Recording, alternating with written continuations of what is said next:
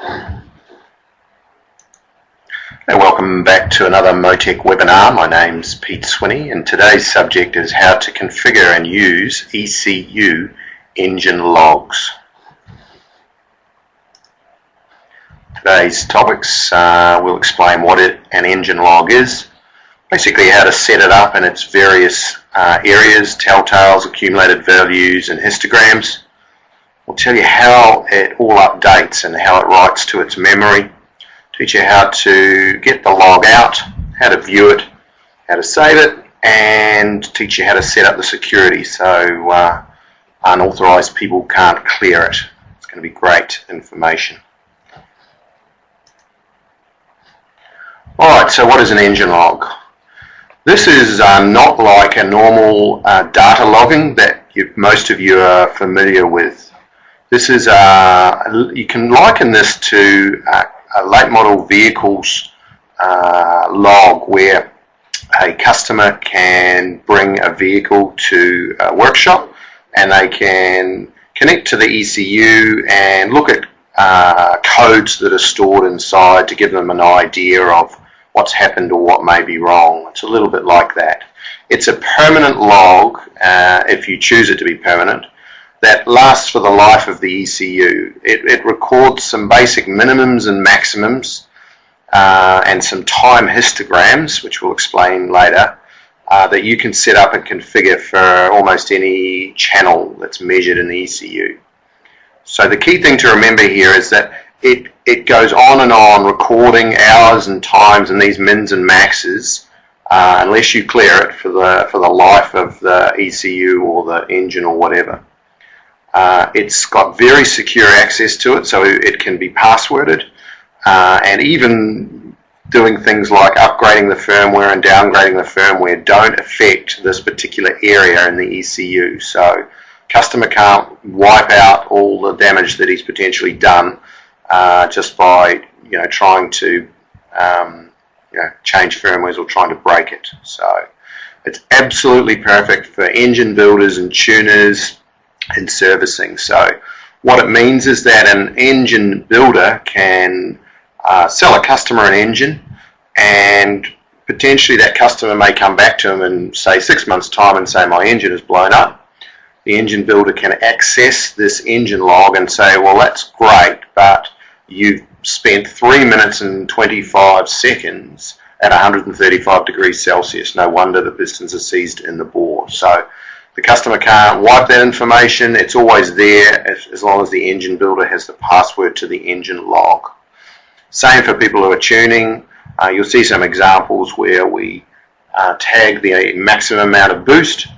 And so if an engine expires and the engine tuner goes in and sees that the customer has been running it at 20 pound more than the recommended amount of boost, well, that's going to be the customer's issue to sort out his broken engine.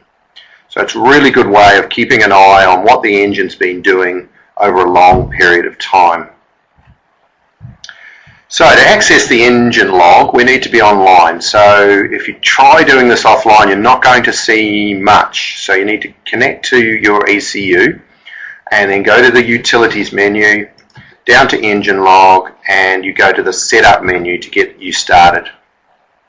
Alright, so once you're in that area, we'll start with the general setup. So this is just some basic information that you would enter into this part, and when you save these engine logs, all this information is retained. So in this case, we want to put down what the engine is, the customer, any notes about the engine. And you'll see on this screen capture here, I've plucked it from an ECU that I had on my desk, and there's the ECU serial number. This log timestamp is basically the exact moment in time you could say the ECU was born. Alright, so on the 11th of the 2nd, 2010 at 9:58 in the morning, this ECU was born and this whole engine log feature started. And since that time, the engine has been operating for 8 hours, 48 minutes and 34 seconds. So you can go into every one of you've got hopefully an ECU, one of these, and you can jump into that engine log and see exactly how many engine operating hours you've been going for. and an engine operating hour is designated or triggered as starting as soon as it sees RPM.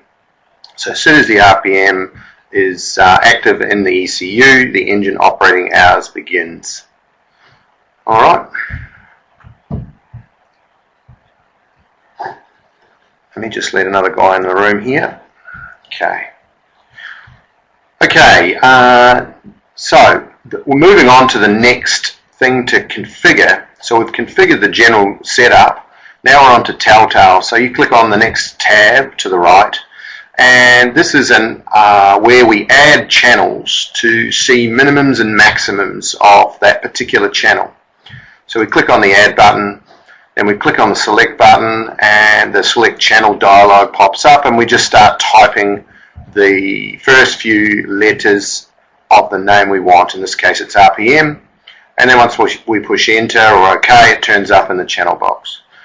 Then we decide whether we want to see the minimum RPM or the maximum RPM, and in this case I want to see the maximum RPM. So what that means is when I download this engine log later, could be in a year's time, what will turn up here is the maximum RPM the engine has seen. So if it's an engine I've built and designed to run to 8,000 RPM, and I pull the log out in a year's time and I see 11,000 RPM, then I'm going to be concerned about what's happened to the engine. The thing to bear in mind with these telltales is that they are peak figures. So if it's had a slight over rev, you won't see that in there. You'll just know that the engine has seen 11,000 RPM. So there are other ways we can look at how much time we have spent at high RPM. But for now, this is a telltale channel that you can quickly see if you've got anything to be worried about. So in a year's time, we pull this engine log and we see that the maximum RPM has been 7,300. I definitely don't need to be concerned about the engine over revving at any time. Same would apply for a race or any time like that where you need a quick overview of what's going on. Maybe you haven't got the logging upgrade, which would be frankly quite insane at the price it is. But if you need certainly to see information that is older than what your normal data logging would show you, in other words, information from yesterday, last week, last month, last year, you can see these minimums and maximums recorded here. Okay, so that's the first one configured. We'll do another example. Second one we're going to do here, engine temp. So we select the engine temp channel, and again a maximum. Now engine temps don't suffer as much from spikes like RPM do.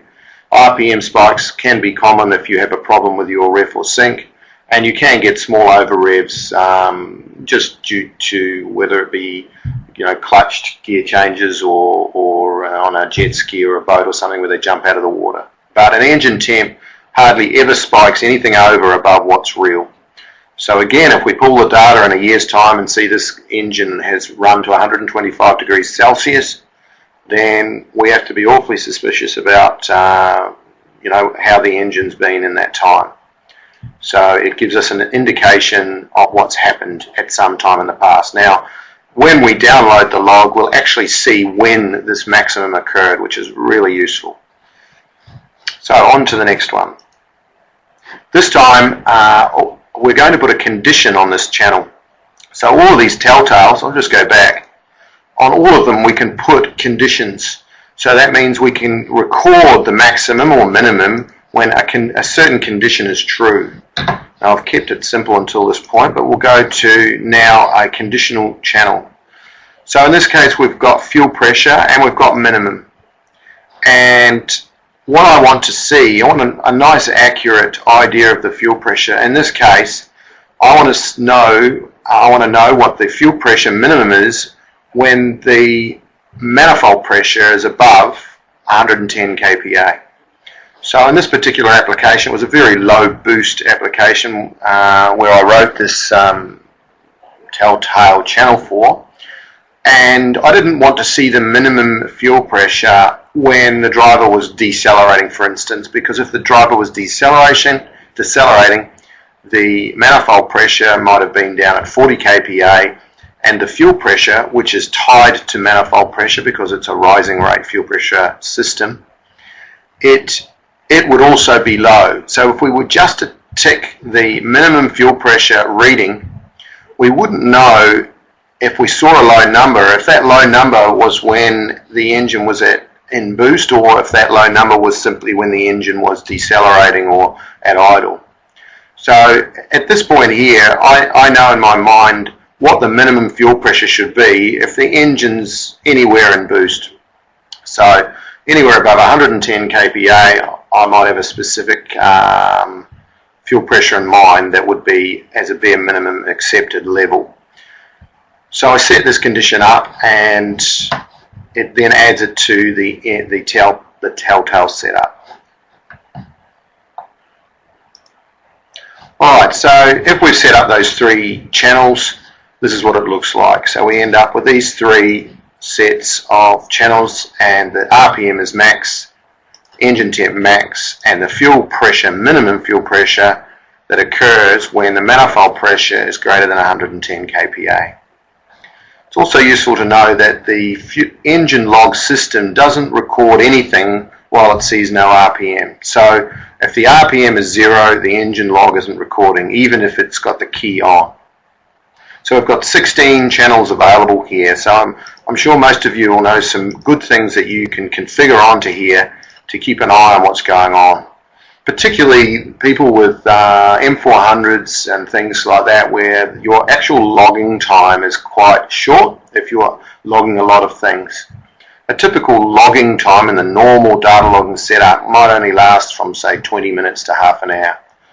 So if you are forced to be out there for a long period of time or out for the day and you want to see some of this stuff, it's really useful to configure up all these extra channels that are available. You can put lots of really good information in here. And of course, this is free. There's nothing stopping you doing this on every single tune-up you do, or ECU that you've got.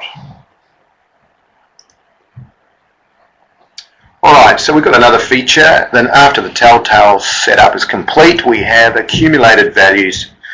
Now this is used for setups where values accumulate or increase step by step, and really the major useful value to put in here is the fuel used calculation. So the fuel used is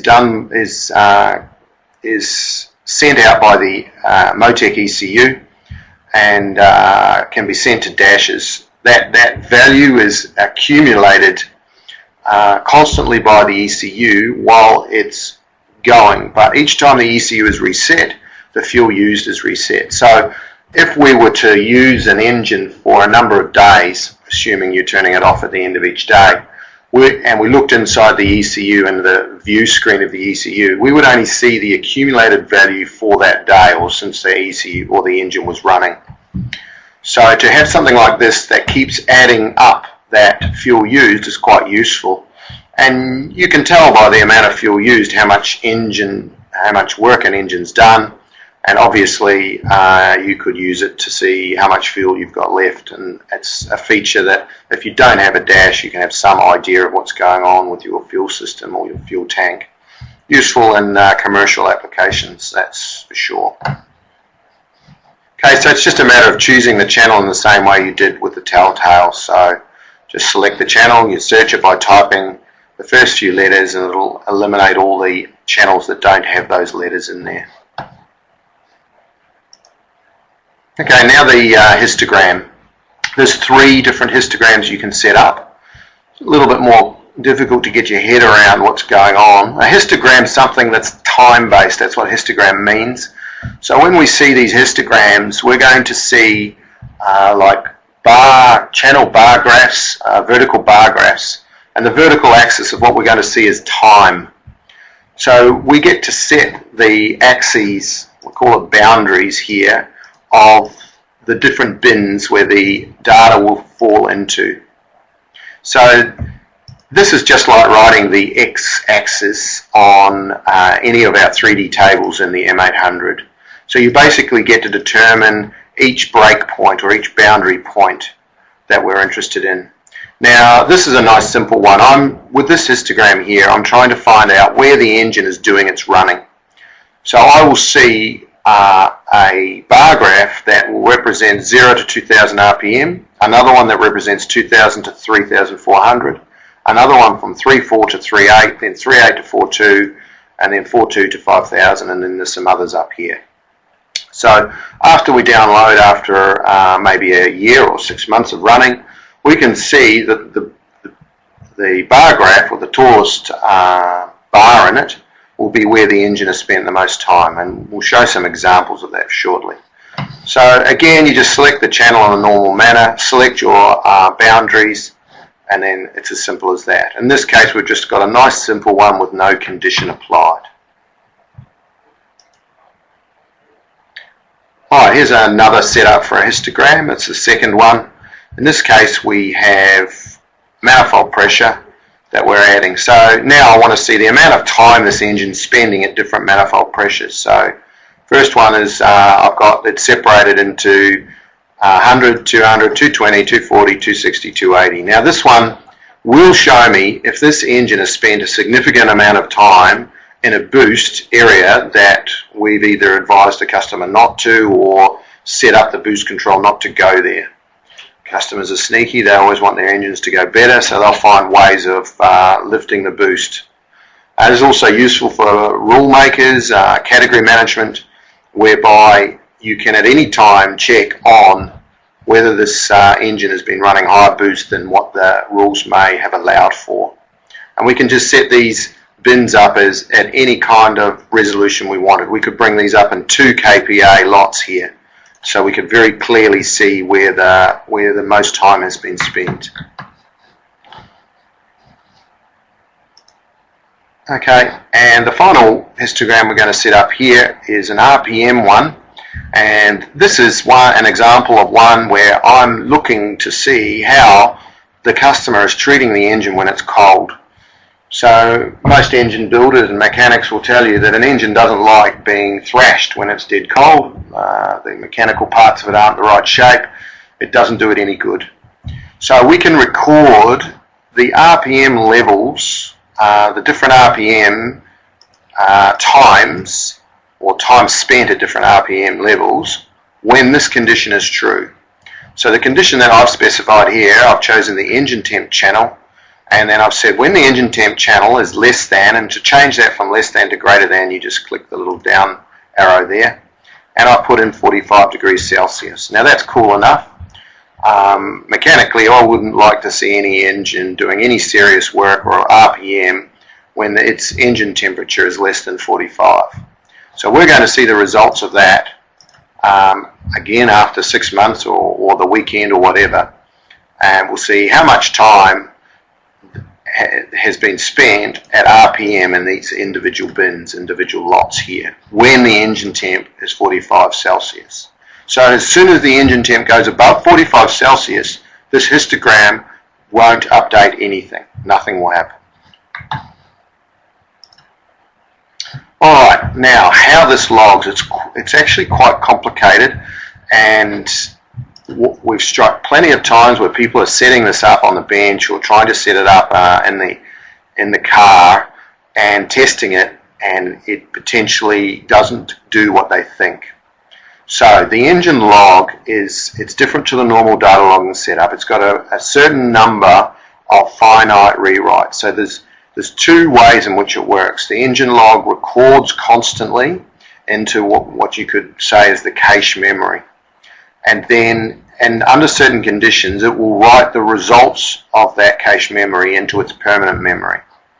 So the log rates are here. So the telltales are logged at 25 Hertz, cumulated value is the same, histograms at 50 times a second, 50 Hertz, and engine hours are updated at 1 time a second.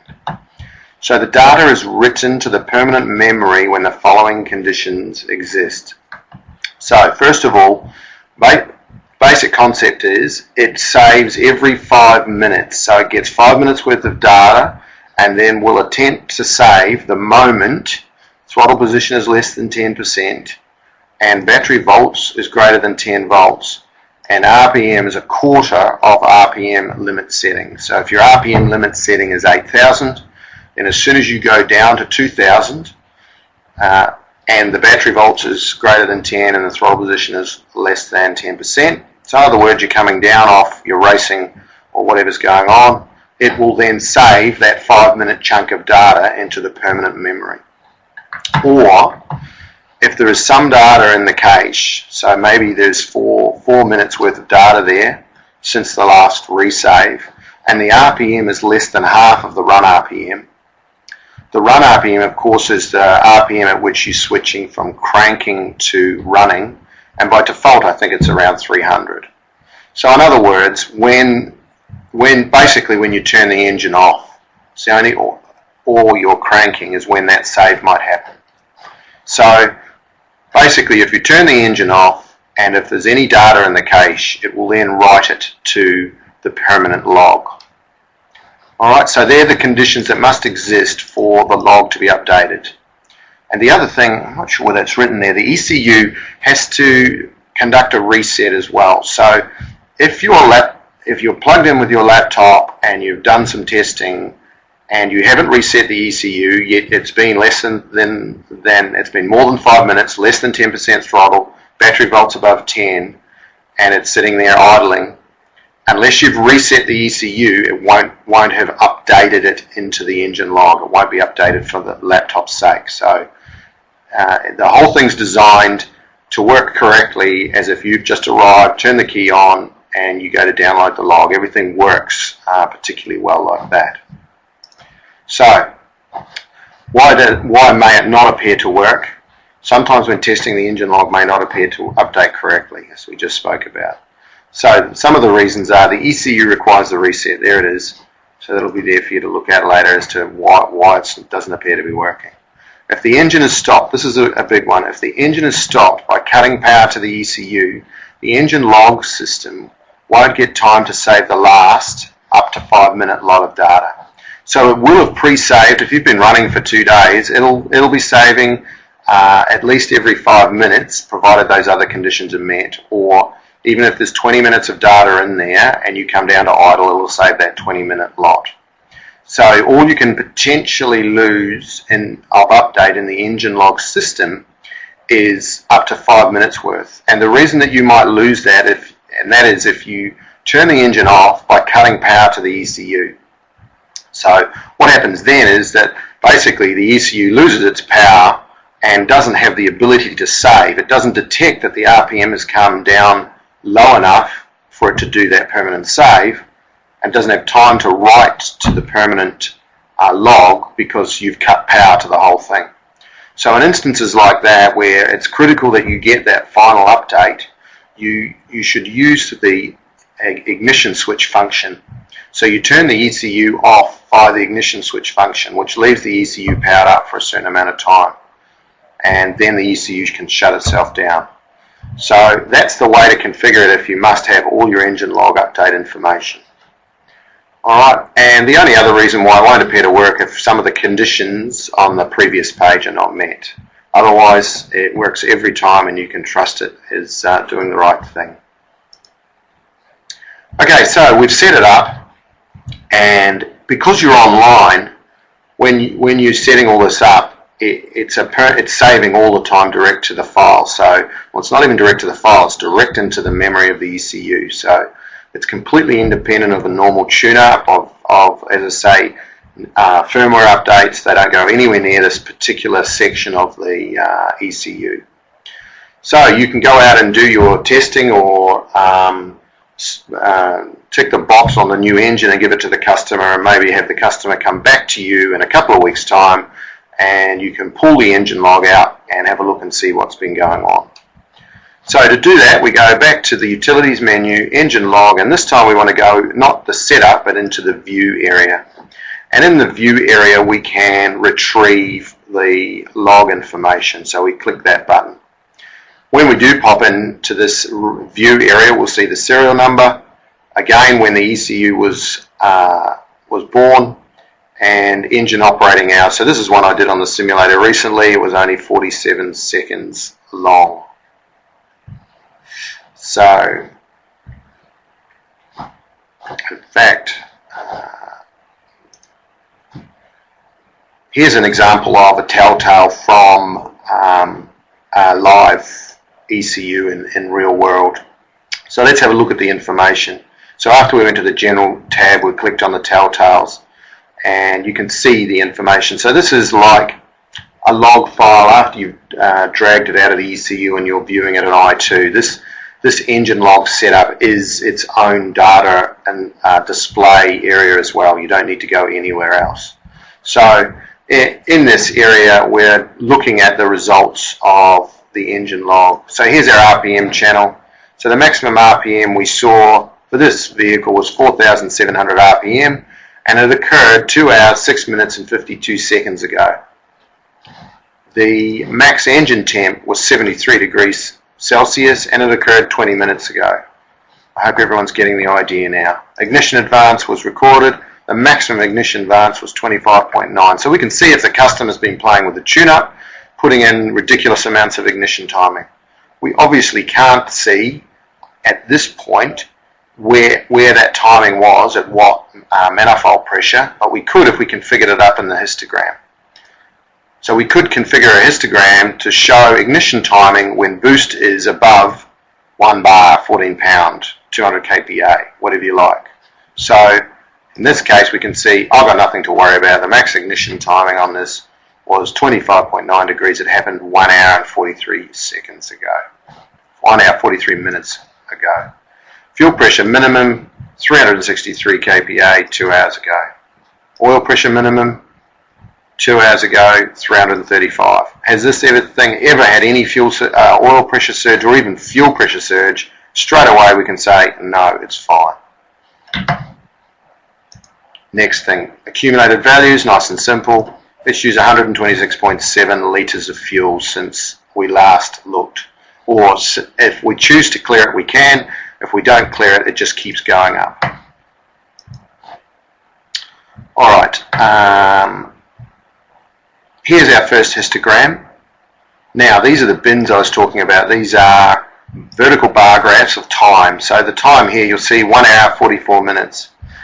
So this total engine running time is 3 hours and 40 minutes. That may not be the total of this, although it does look very similar, because you can clear this optionally.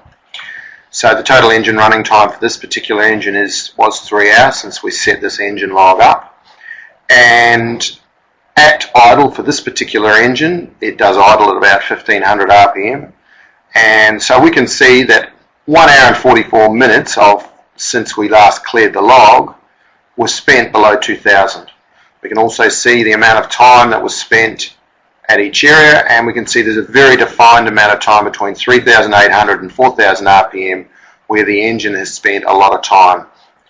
Alright, so that's over an hour and 18 minutes at that time. So we can see by looking at this how the engine's being used, where it's spending all its time, whether we're speccing camshafts for it, whether we're looking at how the drivers are treating the engine. Doesn't matter, you can work out the information. I can see there's been a small amount of time spent between 4 and 4.2, even tinier amount of time between 4.2 and 4.5, and virtually nothing at 5, and then absolutely nothing above 5,000. Alright, so very good indication for how this engine's been treated. Here's another one. Now this one has, this is the one where we put the condition on it. So this is the amount of time that the engine has run, alright, above 3,400 when the engine temp is less than 40 Celsius. Now straight away when we look at this, we go, good driver, they've been doing the right thing. Because we have a total of 1 second where the engine was between 3,400 and 3,600 when the engine temp was less than 40. So straight away, even after a year, if this is what I saw, I know that the people using this engine are warming it up properly and they're not revving it when it's cold.